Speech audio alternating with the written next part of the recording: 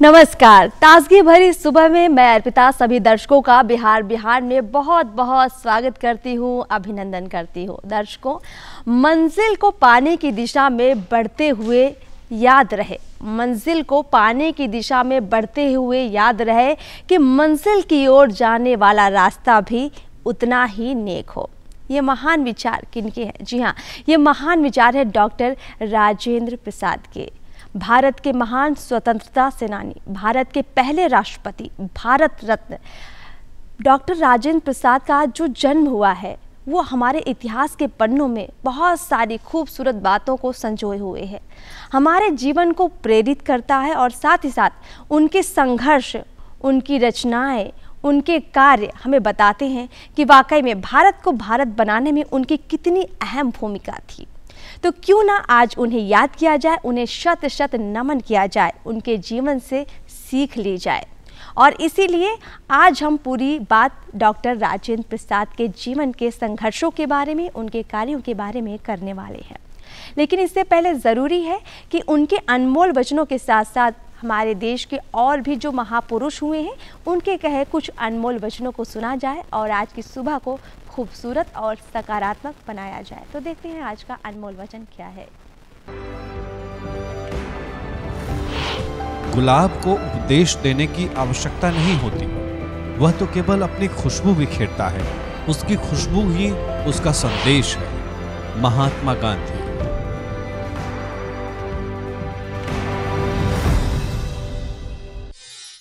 बढ़ते हैं अगले सेगमेंट की ओर। जैसा कि हमने शुरुआत में कहा था कि आज पूरी चर्चा हम करेंगे डॉक्टर राजेंद्र प्रसाद जी के बारे में, क्योंकि उनका जो जीवन रहा है, कई ऐसे पन्ने हैं उनके जीवन के जो शायद पलटे नहीं गए या जिन तक हमारी नज़र नहीं पहुंची है। तो आज हम जो बातें करेंगे उन पन्नों के बारे में बात करेंगे जो बहुत हमें प्रेरित करेंगे, साथ ही साथ हमें ये भी बताने का प्रयास करेंगे कि जब किसी का जन्म होता है और उसका जो पूरा जीवन चक्र चलता है उसमें कितनी घटनाएं घटती हैं जिसके बाद उसका जीवन एक ऐसा जीवन बनता है जो समाज को एक अलग दिशा की तरफ मोड़ता है, जो कि देश के निर्माण में एक महत्वपूर्ण भूमिका निभाता है। जी हाँ, उनके बारे में बात करेंगे और हमारे स्टूडियो में एक ऐसी खास मेहमान मौजूद है जो उनके जीवन के कई पहलुओं को साथ लेकर यहाँ मौजूद है। उनका स्वागत करते हैं बिहार में। हमारे साथ है शेफाली राय जी, बहुत बहुत आपका स्वागत है। आप निदेशक हैं लोक प्रशासन संस्थान पटना विश्वविद्यालय की।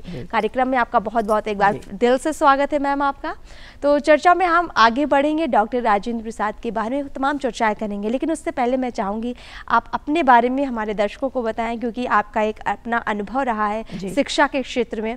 तो थोड़ा अपने बारे में बताइए, फिर हम चर्चा। जी, मैं जैसे आपने कहा कि मैं शेफाली रॉय, प्रोफेसर शेफाली रॉय हूँ और मैं अभी तो निदेशक हूँ लोक प्रशासन संस्थान की। इसके पहले मैं विभाग अध्यक्ष थी राजनीति शास्त्र विभाग की पटना विश्वविद्यालय में, और मेरी शुरुआती जो दौर है मेरे करियर का वो शुरू हुआ था पटना विमेंस कॉलेज से। मैं 22 साल वहाँ पढ़ाई। उसके बाद मैं विभाग अध्यक्ष बन के पटना विश्वविद्यालय के दरभंगा हाउस में आई। अभी मैं निदेशक हूँ और मैं साथ ही साथ जेंडर स्पेशलाइजेशन में काम करती हूँ। मेरी रुचि है कि जो लिंग भेद होते हैं उसके विरुद्ध में आवाज़ उठाऊँ। मैं इस ओर मेरा ख़ास करके मेरा रुझान है और मैं इधर काम करती हूँ। साथ ही साथ मैं कोशिश करती हूँ कि पॉलिसी मेकिंग में जो हमारे नेतागण हैं या जो हमारे बड़े जो साधुवाद जिन्हें आप दे सकते हैं, ऐसे व्यक्तित्व हैं, विलक्षण प्रतिभा के धनी जो व्यक्तित्व हैं, उनके बारे में अपने बच्चों को उनसे उनका साझा करूं उनके इन्फॉर्मेशंस। तो आज इस अवसर पे मैं अत्यधिक प्रसन्न हूं और मैं शत शत नमन करती हूं प्रथम नागरिक जो हुए थे भारत के, यानी राष्ट्रपति, प्रथम राष्ट्रपति राजेंद्र प्रसाद जी को।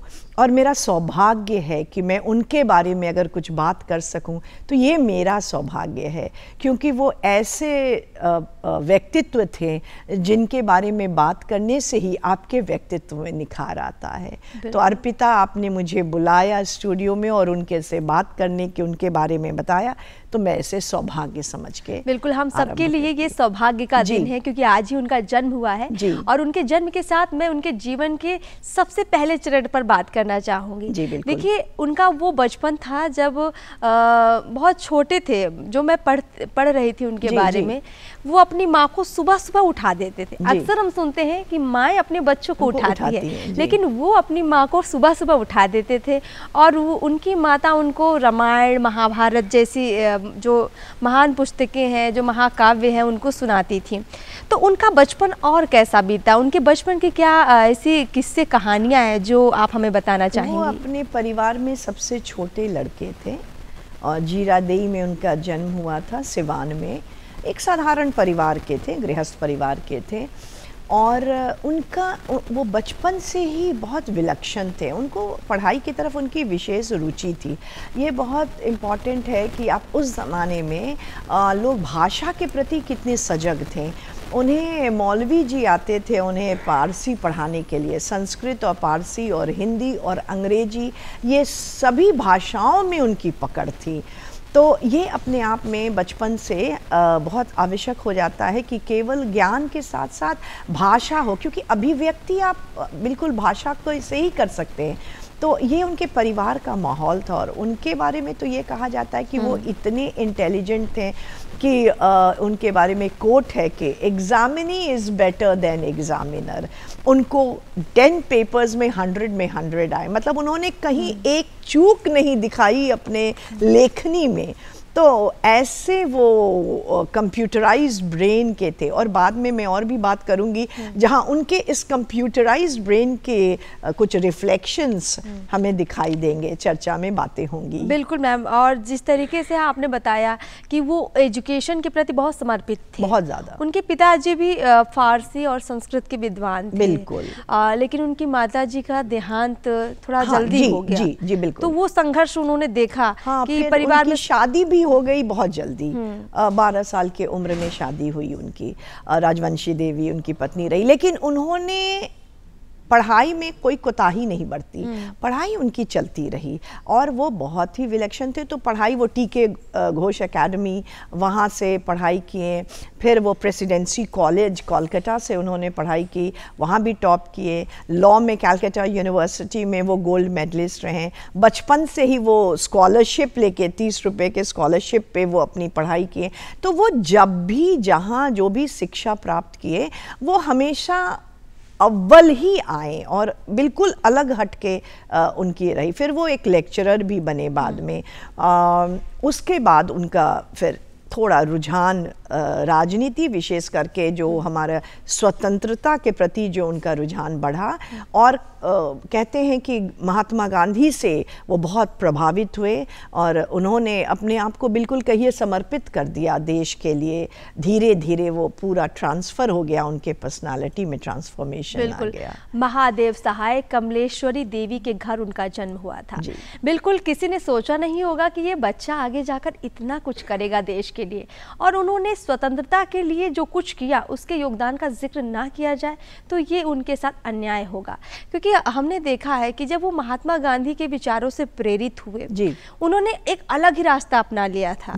और असहयोग आंदोलन की अगर हम बात करें, जिस तरीके से उससे वो जुड़े और उसके बाद उन्होंने अपनी छात्रवृत्ति का भी जो एक फैसला लिया था छोड़ने का, त्यागने का, वो किस्सा अगर वो देखें, वो उसमें क्या है कि आप समझें कि जो पर्दा सिस्टम हमारे बिहार में है, सबसे पहले अगर कोई व्यक्ति थे तो ब्रजकिशोर प्रसाद, राजेंद्र प्रसाद और महात्मा गांधी।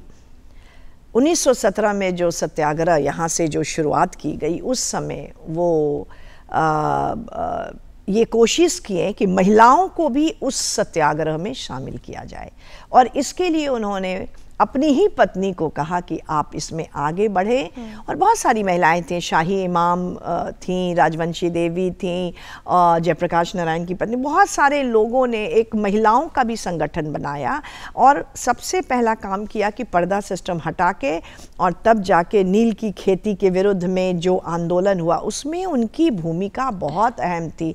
कभी कभी लोग कहते हैं वो अनसंग हीरो की तरह, हम भूल जाते हैं कि 1917 के सत्याग्रह में जो गांधी जी का सत्याग्रह था उसमें हम लोग कभी कभी नज़रअंदाज कर देते हैं राजेंद्र प्रसाद जी को, लेकिन यकीन मानिए वो व्यक्ति बहुत आगे बढ़ के कंधे से कंधे मिलाकर गांधी जी के साथ उस सत्याग्रह में आगे थे। पर्दा सिस्टम के भी अगेंस्ट वो उनकी आवाज़ उठी और बड़े कर्मयोगी थे वो, जिस तरह से वो गांधी जी को सपोर्ट करते थे कि मतलब आप ये मान सकते हैं कि स्वतंत्रता सेनानी में अगर अग्रणीय नाम किसी का लिया जाए तो राजेंद्र प्रसाद का तो लिया ही जाता है। बिल्कुल, और महात्मा गांधी के विचारों से प्रेरित होकर वो तनमन से जुट गए थे देश की आज़ादी के लिए, और बहुत तरीके से, एक होता है कि आप में एक जोश आया और आप आंदोलन में शामिल हो गए, लेकिन वो बहुत तरीके से काम करते थे।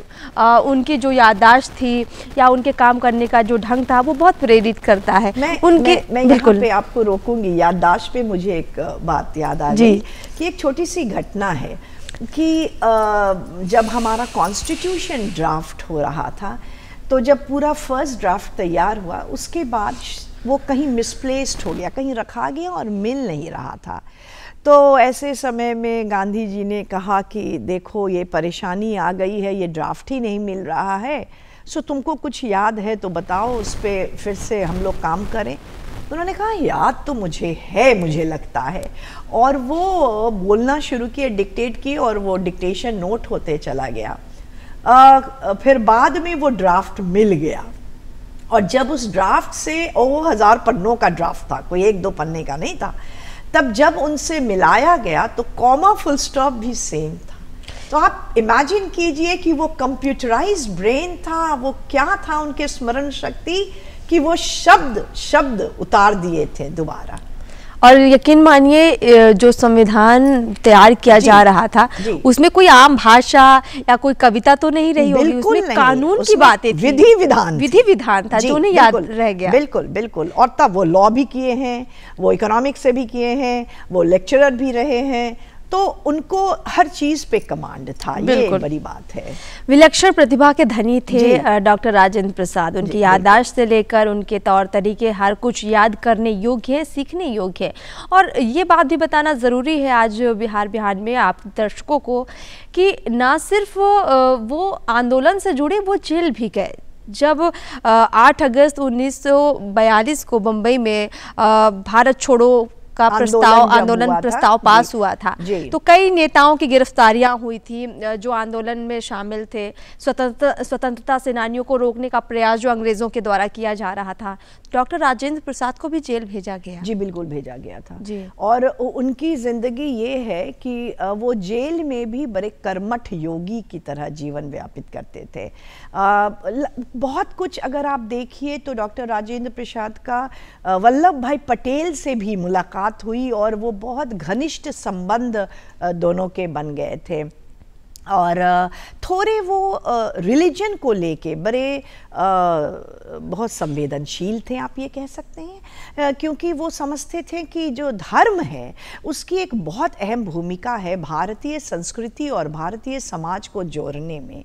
यहाँ पे एक चर्चा का विषय है कि उनका मतभेद भी होता है नेहरू जी से।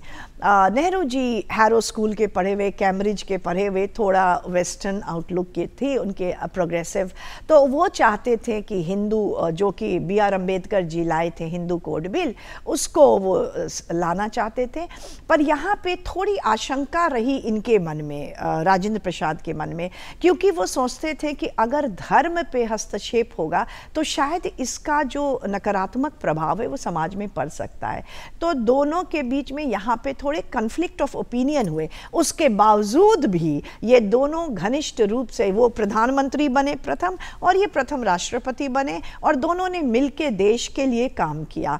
तो ऐसे नेताओं की अभी कमी है। मैं चाहूंगी इस ओर आकृष्ट करना, क्योंकि युवा भी इसे देख रहे होंगे कि भाई आपके पर्सनल मतभेद हो सकते हैं, आप स्वतंत्रता सेनानी हैं, आप एक वरिष्ठ नेता हैं, लेकिन आपके किसी और के साथ मतभेद हो सकते हैं, पर उस मतभेद से आपके कार्यशैली में या आपका जो समर्पण भाव है उसमें कोई व्यवधान नहीं आना चाहिए। बिल्कुल, ये सीखने की जरूरत है, आज की जरूरत है आज के नेताओं को भी और हमारी युवा पीढ़ी को। बिल्कुल, युवा ही तो हमारे देश का भविष्य है, भावी नेता है, भविष्य है। बिल्कुल। और डॉक्टर राजेंद्र प्रसाद कोई 2-4 महीने नहीं, लगभग 3 साल वो जेल में रहे और जब वो रिहा होते हैं उसके बाद भारत को एक जो ऐसा खूबसूरत क्षण मिलता है, आज़ादी का क्षण मिलता है, संविधान सभा के अध्यक्ष चुने जाते हैं डॉक्टर राजेंद्र प्रसाद। और जैसा कि आपने बताया कि इसी क्रम में जब संविधान का निर्माण किया जा रहा था, किस तरीके से उन्होंने जब एक पन्ना गुम हो जाता है तो उसकी तमाम बातें पूरी ड्राफ्ट गुम हो जाती है और वो अक्षर वो पूरा मतलब ये तो लगता है वाकई में उनके ब्रेन में एक कंप्यूटर ही फिट था। इससे मतलब हमें सीखना चाहिए कि अपनी याददाश्त को मजबूत करना कितना अहम है, कितना ज़रूरी है। लेकिन एक और ख़ास बात है, वो 2 बार राष्ट्रपति रहे, मतलब वो 12 साल तक देश के राष्ट्रपति रहे। ये भी अपने आप में एक कहीं ना कहीं एक जिक्र करने योग्य बात है। 12 साल में 2 साल तो वो चुने गए, पहला जो हुआ कॉन्स्टिट्यूएंट असेंबली से सी राजा गोपालाचारी भी चाहते थे बनना और ये भी, लेकिन सपोर्ट इनको मिला और ये बन के आए प्रथम राष्ट्रपति। 2 साल मतलब 50 से 52 तक। फिर जो फर्स्ट चुनाव हुआ वो 52 से 57 तक हुआ और 57 से 62 तक हुआ। इसके बाद भी लोग चाहते थे कि वही राष्ट्रपति बने, पर उन्होंने कहा कि यह परंपरा सही नहीं है। भारत जैसे विशाल लोकतंत्र में एक ही व्यक्ति को बार बार आने से ये एक अच्छा संदेश नहीं जाएगा। और दूसरी बात, उन्होंने अपने स्वास्थ्य का हवाला देते हुए कहा कि मैं अब स्वस्थ भी नहीं रहता हूँ, तो इसलिए मुझे अब नहीं आना है इस पद पे, पर मैं सपोर्ट करता रहूंगा। और उसके बाद कोई भी व्यक्ति भारत में 2 बार राष्ट्रपति नहीं बने।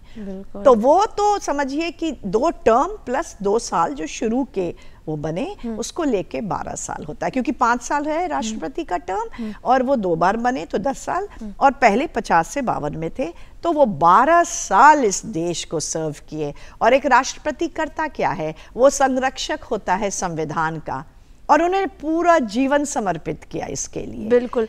मैम, एक और बात मैं आपसे जानना चाहूँगी, उन्होंने इतिहास में जो चीज़ें देखी, वर्तमान में जिसको दिया सीखा या जिसको जिया, भविष्य में भी वो चीज़ें ये लोगों को प्रेरित करती रहे, सीखने का मौका दे। इसके लिए उन्होंने कई रचनाएं भी लिखी, कई किताबें भी लिखी, गांधी जी पर किताबें लिखी, अपने अनुभवों पर किताबें लिखी।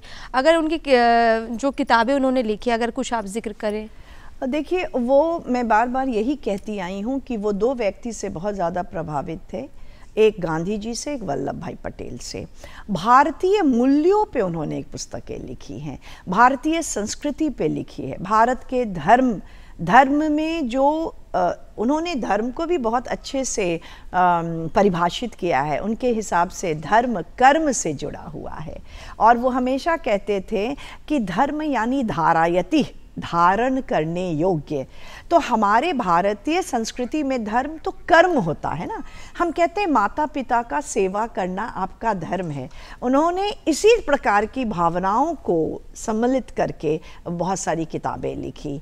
तो वो मूल्यों की बात करते हैं, भारतीय संस्कृति की बात करते हैं, आदर्शों की बात करते हैं, डिसिप्लिन की बात, अनुशासन की भी बात करते हैं। तो उनकी रचनाओं में वो परिलक्षित होता है, वो सारी जो उनके अंदर जो एक लेखक है जो चाहता है निकल के आना, अपने सभी मूल्यों को समाज को दिखाना कि इन रास्ते पे अगर आप चलोगे तो आपके कदम कभी नहीं डगमगाएंगे और आप मंजिल तक जरूर चले जाओगे। तो उनकी सारी रचनाएं जो है वो किसी न किसी आदर्श की ओर इंगित करती हैं। बिल्कुल, और उनकी पुस्तकें हमें ज़रूर पढ़नी चाहिए। उनकी रचनाएं अगर हम पढ़ेंगे तो यकीन मानिए हमें बहुत कुछ सीखने को मिलेगा।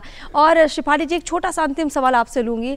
उनका जो अंतिम समय था, जो अंतिम दिन थे, जब उन्होंने ये कह दिया कि अब राष्ट्रपति का पद मैं नहीं संभाल पाऊंगा, तो स्वास्थ्य के कारणों का भी उन्होंने हवाला दिया, फिर वो बिहार लौट आए, सदाकत आश्रम। अच्छा, सदाकत आश्रम में और ऐसी सादगी भरी जिंदगी जिया, ये मिसाल है। ये हमेशा मैं कहती हूँ कि पद का कोई लोभ नहीं, और पद का कोई अभिमान नहीं, ऐसे व्यक्ति थे वो। बड़ी सादगी पसंद, बहुत अनुशासित जीवन जीने वाले। सदाकत आश्रम में आप जाके अभी भी देखें उनका जहाँ बिस्तर था वो, वहाँ पे बहुत ही सादगी ज़िंदगी जिए। और उनके जो बाल बच्चे जो भी हुए उसमें से सब शिक्षा जगत में बहुत नाम कमाए। उनकी पोतियां हैं जो शिक्षा जगत में रहीं, वो आचार्य बनी, जी प्राचार्या बनी। तो वो शिक्षा को बहुत महत्व देते थे और अंतिम जिंदगी वो पढ़ते लिखते अपनी गुजार दी। ठीक है, तो ऐसे महान व्यक्ति थे बिल्कुल। और उन्हें हमें आज नमन करते हुए, उनको याद करते हुए ज़रूर उनके जीवन को आत्मसात करना चाहिए, उनके कार्यों को, उनकी प्रेरणा को आत्मसात करना चाहिए। शिफाली जी, आपका बहुत बहुत शुक्रिया बिहार में आने के लिए, और आपने इतनी महत्वपूर्ण चर्चा की है, हमें बहुत खुशी हुई और हमारे दर्शकों को भी आपने बहुत सारी बातें बताई हैं। उम्मीद करते हैं उनको बहुत पसंद आई होंगी। दर्शकों, अब सुबह का वक्त है तो भजन, गीत, संगीत अगर ना हो तो कुछ अधूरा सा लगता है, और सुबह की बेला में अगर थोड़ी भक्ति कर ली जाए तो बात ही क्या है। और इसीलिए बिहार में आज हमारे साथ एक ऐसे लोक गायक है जो ना सिर्फ गायन के क्षेत्र में बल्कि अपनी प्रतिभा से इन्होंने लोहा मनवाया है बिहार में। 1977 से, जी हाँ, 1977 से ये गाते आ रहे हैं और लोक गायन में ही इन्होंने अपना नाम बनाया है। और आज हम उनका स्वागत करते हैं, दिल से आपका अभिनंदन करते हैं। आपका बहुत बहुत स्वागत है शिवचरण प्रसाद जी। आप हमारे कार्यक्रम बिहार में आप आए हुए हैं, और आज सुबह का चूँकि वक्त है और सुबह की बेला में आपके दिल में ज़रूर होगा कि कुछ भजन गुनगुनाया जाए, कुछ प्रभु श्री राम को याद किया जाए। तो मेरा भी नमस्कार सभी दर्शकों और डीडी बिहार को। सबसे पहले चूँकि हमारे इस कार्यक्रम का नाम है बिहार बिहान, तो एक भजन पराती जिसको कहा जाता है लोक स्वर में, लोक भाषा में, यहीं से शुरू करते हैं। सुदामा जी बहुत गरीबी में जी रहे हैं। उनकी पत्नी को किसी ने बताया कि ये तो भगवान कृष्ण के मित्र हैं, फिर इतनी गरीबी क्यों? गीत का वही भाव। निर्धन के धन राम देवैया, संतान के प्रभु हितकारी। निर्धन के धन राम देवैया, संतान के प्रभु हितकारी।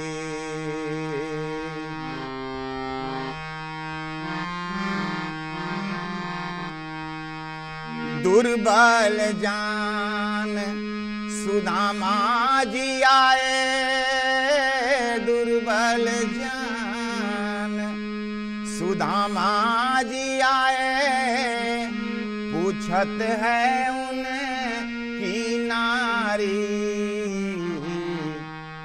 हरियस मित्र तुम्हारो ये स्वामी, कृष्ण यस मित्र तुम्हारो ये स्वामी। काहे सहतयति दुख भारी।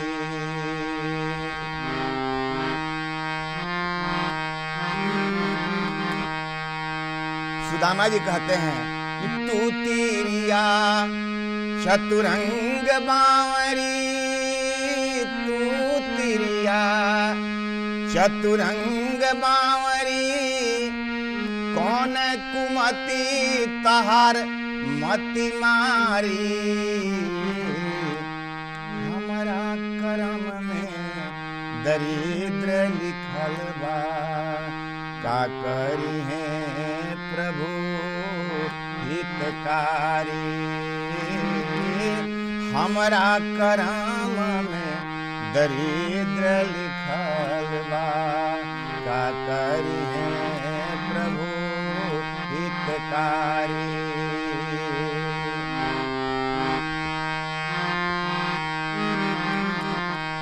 कि भारी वरदान दिए भोले शंकर, शंकर भारी वरदान, भस्मासुर को दिए शिव शंकर भारी वरदान, दिए भोले शंकर चाहत है वो नारी, तीनों लोक धूमि आए महादेव, प्रगट भये तब बनवारी, तीनों लोक धूमि आए महादेव, प्रगट भये तब बनवारी, प्रगट भये तब बनवारी। क्या बात है, बहुत खूबसूरत भजन आपने गाया है। और जिस तरीके से आपने व्यथा व्यक्त की है सुदामा जी की पत्नी की मन की, इस व्यथा के साथ साथ हम ये ज़रूर कहना चाहेंगे कि वाकई में जब भक्ति हो तो जीवन में सब कुछ संपूर्ण लगता है। क्या गरीबी क्या अमीरी, भक्ति है तो लगता है जीवन में आनंद ही आनंद है। और इस भक्ति के सिलसिले को बरकरार रखेंगे, लेकिन उससे पहले थोड़ी बातचीत आपसे हो जाए। लोक गायन में आपका अच्छा खासा अनुभव रहा है। अगर हम बिहार की बात करें तो बिहार की पहचान ही लोक गायन से है, और हमारी परंपराओं को जिस तरीके से लोक गायन ने संजोया है ये अपने आप में एक अद्भुत बात है। आप इसके बारे में क्या कहना चाहेंगे? हमारा बिहार लोक संगीत के बारे में विषय में बहुत संपन्न है, बस ज़रूरत है इसको संजोने की। हालांकि हमारी संस्कृति विभाग, सरकार, डीडी बिहार इसके बारे में और इसके लिए काफ़ी अग्रसर है। चूँकि संगीत में भी कुछ प्रदूषण आ रहे हैं फुहड़पन का, लेकिन फिर भी हमारा प्रयास है, हमारी सरकार का प्रयास है, दूरदर्शन डीडी बिहार का प्रयास है। हम लोग इसको संजो करके रखेंगे और इस पर आँच नहीं आने देंगे, ये हमको विश्वास है। और आने वाली पीढ़ी से भी हम इसकी उपेक्षा रखते हैं। बहुत खूब, बहुत खूब। शिवचरण जी, जिस तरीके से आप लोग गायक हैं, आपके तमाम अनुभव होंगे मंच के, आप रिकॉर्डिंग भी करते होंगे। अगर आप उन अनुभवों को साझा करें कि आप तमाम कार्यक्रमों में गए, कुछ एक ऐसा किस्सा बताएं आप जो मंच में आपको आज भी गुदगुदाता हो। ऐसे तो बहुत है, क्योंकि मैंने बिहार के हर महोत्सवों को किया है, सरकार हम बुलाई है। अभी पिछले 22 को मैं सोनपुर में भी था, तो बहुत जगह कभी कभी कुछ हो जाता है। तो एक बार मैं बौद्ध महोत्सव में गा रहा था, और चूँकि वो अंतर्राष्ट्रीय महोत्सव है, अंतर्राष्ट्रीय मंच बौद्ध महोत्सव है, तो उसमें मैं अपने बिहार का एक होली धबार प्रस्तुत किया। उसके बाद बहुत लोग पीछे आए, वो बौद्धिस्ट लोग भी आए, बोले कि हमको समझ में नहीं आया, लेकिन बहुत आनंद आया और गजब कर दिया आपने। ये अच्छी बात थी कि भाषा समझ में ना आए तो कोई बात नहीं, भाव समझ में आना चाहिए। भाव पकड़ लिया संगीत वही तो संगीत समझ लीजिए आपने जी लिया। बिल्कुल, इस संगीत को हम भी और जीना चाहते हैं। और शिवशरण जी, अगर एक और भजन या फिर लोकगीत आप गुनगुना दें हमारे दर्शकों के लिए, हमारे लिए। बिल्कुल बिल्कुल। अभी मात्र 2 रोज 3 रोज के बाद विवाह पंचमी है, राम विवाह। तो ये लोक संगीत में चलन इसका पूर्वी है, तो मैं सुना रहा हूँ। बहुत पुराने गीत है। जब धनुष भंग हो गया जनकपुर में, तो राजा जनक अपने पत्रवाहक को भेजते हैं राजा दशरथ जी के पास कि भाई ऐसे ऐसे हो गया है, अब आप बारात लेकर के चलें। गीत का वही भाव है कि हम पत्रवाहक कहता है अयोध्या पहुंचकर, हम पाती लेके आवत बानी पार से मने गंगा पार से, जनकपुर से। हम पाती लेके आवत बानी पार से, राजा जनक दरबार से ना। हम पाती लेके आवत बानी पार से, राजा जनक दरबार से ना।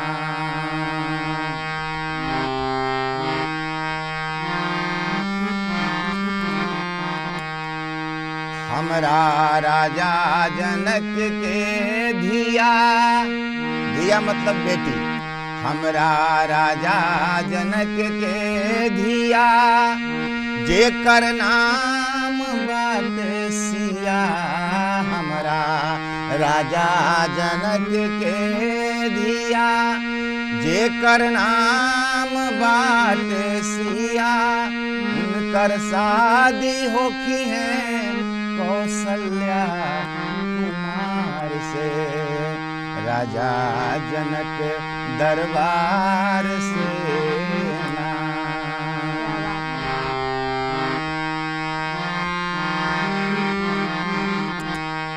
सिया के आदि शक्ति जब जनले, राजा जनक जी समझे कि ये कुछ साधारण बेटी नहीं है, ये तो साक्षात जगदम्बा है। जब उन्होंने धनुष को इधर से उधर किया था, सिया के आदि शक्ति जब जनले, राजा जनक धनुष प्रण ठनले, सिया के आदि शक्ति जब जनले, सिया के आदि शक्ति जब जनले, राजा जनक धनुष प्रण ठनले, धनुहा टूटल नाही कोनो वीर बलिहार से, राजा जनक दरबार से ना।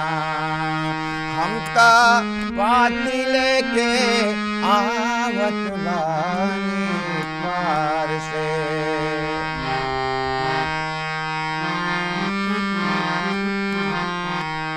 दशरथ जी जब पाती पढ़ने लगे, पत्रवाह कहता है कि ज्यादा पढ़ी लिखल बा थोड़ा। पहले के पाती में आदमी कहता था कि ज्यादा पढ़ी लिखल बा थोड़ा, जल्दी साजी हाथी घोड़ा, ज्यादा पढ़ी लिखल बा थोड़ा, जल्दी साजी हाथी घोड़ा, इहे बिनती बाटे चक्रवर्ती वीर बलिहार से, इहे बिनती बाटे दशरथ वीर बलिहार से, राजा जनक दरबार से ना। हम ता पाती लेके आवत बानी पार से, राजा जनक दरबार से ना, राजा जनक दरबार से ना।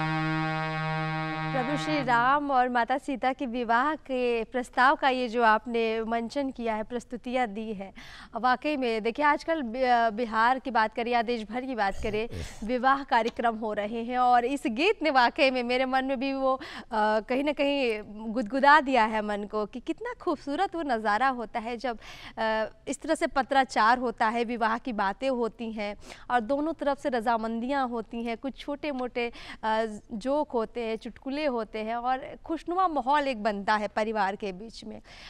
ये जो आपने अभी भजन गाया है, इसके अलावा भी आप लोकगीत बिहार की परंपराओं पर भी गाते हैं और बिहार की परंपराओं पर भी हम थोड़ा बात भी कर लेते हैं।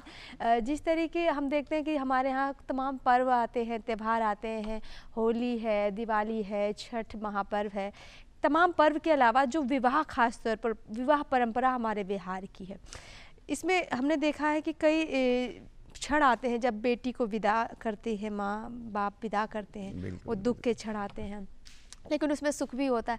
तो ऐसे क्षणों को लेकर आपने कई लोकगीत गाए होंगे, अगर उनका जिक्र करते हुए फिर उसको गुनगुना दें। ठीक है। हाँ। क्योंकि हमारे लोक संगीत में बिहार के हर क्षण का गीत है, हर एक क्षण का है, हर एक क्षण का, हर एक विध का, हाँ। जितने जीवन में है, हाँ। पूरे जीवन चक्र का हरि समाज का गीत है। तो विदाई गीत तो गाएंगे, लेकिन इसके बाद पहले हम एक झूमर सुनाते हैं। जरूर, क्योंकि बारात आ रही है, अभी बारात आने देते हैं, फिर विदा करते हैं। बहुत खूब। सहेलियां बहुत खुश हैं जनकपुर में, लोग खुश हैं वहाँ के। कि लागल जनकपुर में मेला, भजन भी है और झूमर है, चलन इसका। लागल जनकपुर में मेला, देखे के हमार मनवा करेला, मनवा करेला हमार मनवा करेला, हमार मनवा करेला। लागल जनकपुर में मेला, देखे के हमार मनवा करेला।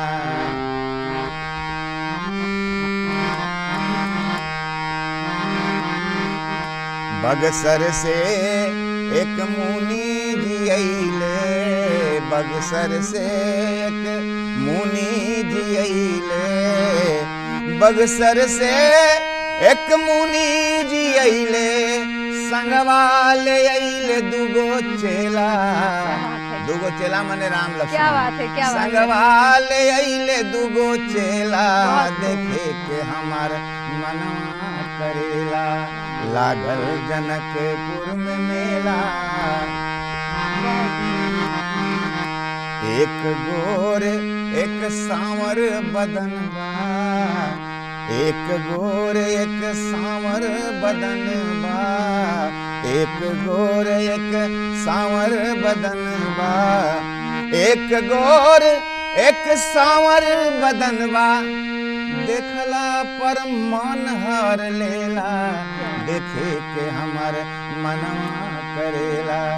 लागल जनकपुर में मेला, देखे के हमर मनवा करेला। लागल जनकपुर में मेला, देखे के हमर मनवा करेला। क्या बात है, वाकई में जब बारात आती है तो सब दौड़े चले जाते हैं दरवाजे तक कि बारात में दूल्हा आया है, कैसा दिख रहा है दूल्हा, दूल्हे के साथ बाराती कैसे दिख रहे हैं। और जब राम जी दूल्हा बनकर जाते हैं तो पूरी जनकपुर में माहौल ऐसा ही हो जाता है कि एक गोरे बदन के राम और एक लक्ष्मण है। बहुत खूब आपने प्रस्तुति दी है और बात का सिलसिला हम जारी रखेंगे, समय थोड़ा कम है, इसीलिए बातों के क्रम में मैं आपसे ज़रूर पूछना चाहूँगी, चूँकि आज डॉक्टर राजेंद्र प्रसाद की जयंती है, भारत के प्रथम राष्ट्रपति, और लोकगीतों में देशभक्ति का भी एक अहम रोल रहता है। तो अगर आप इसी के माध्यम से आज कुछ देशभक्ति माहौल भी कर देते तो हमारे दर्शकों को और आनंद आ जाता। ठीक, भोजपुरी के बहुत ही सुंदर और सबको हृदय को छूता है। भारत के पूर्वांचल के लिए इसको वंदे मातरम के महात्मा गांधी ने कहा था कि ये तो वंदे मातरम जी को राजेंद्र बाबू के मित्र थे रघुवीर नारायण सहाय, उन्होंने एक गीत लिखा था बटोहिया, इनके आग्रह पर, चूंकि दोनों आदमी क्लासमेट थे, तो इन्होंने कहा कि चूंकि अंग्रेजी को विद्वान थे फिर भी कहे कि एक भोजपुरी के देशभक्ति लिखी है। अब उन्होंने ऐसा लिखा कि अमर हो गया है कि सुंदर सुभूमि भैया अरे भारत के देश से मोरे प्राण बसे हिम खोह रे बटोहिया, मोरे प्राण बसे हिम खोह रे बटोहिया।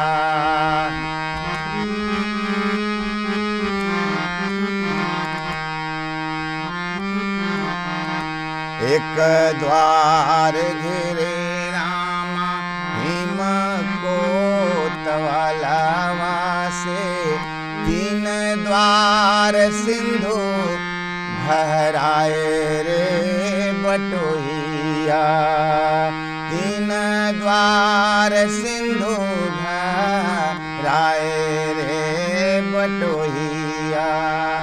सुंदर सुभूमि भैया भारत के देशवा से मोरे प्राण बसे गंगाधार रे बटोहिया।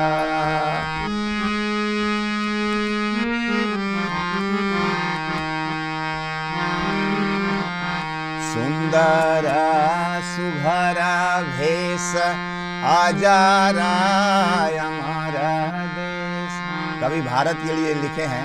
सुंदर सुभरा भेष आजारा हमारा देश, मोरा हिंद जग के निचोड़ रे। क्या बात है, बहुत खूब आपने गुनगुनाया है और हमारे दर्शकों को आनंदित किया है। बहुत बहुत शुक्रिया आपका श्रीचरण जी, कार्यक्रम बिहार बिहार में आने के लिए आपका दिल से धन्यवाद, बहुत बहुत शुक्रिया। आप हमारा पता जल्दी से नोट कर लीजिए। हमारा पता है निदेशक डीडी बिहार, दूरदर्शन केंद्र पटना, फ्रेजर रोड, पिन है 800001, ईमेल आईडी है director.ddkpatna@gmail.com। इसी के साथ दर्शकों आपसे इजाजत लेते हैं और उम्मीद करते हैं कि आपका दिन बहुत ज़्यादा खूबसूरत और खुशनुमा होगा। नमस्कार। और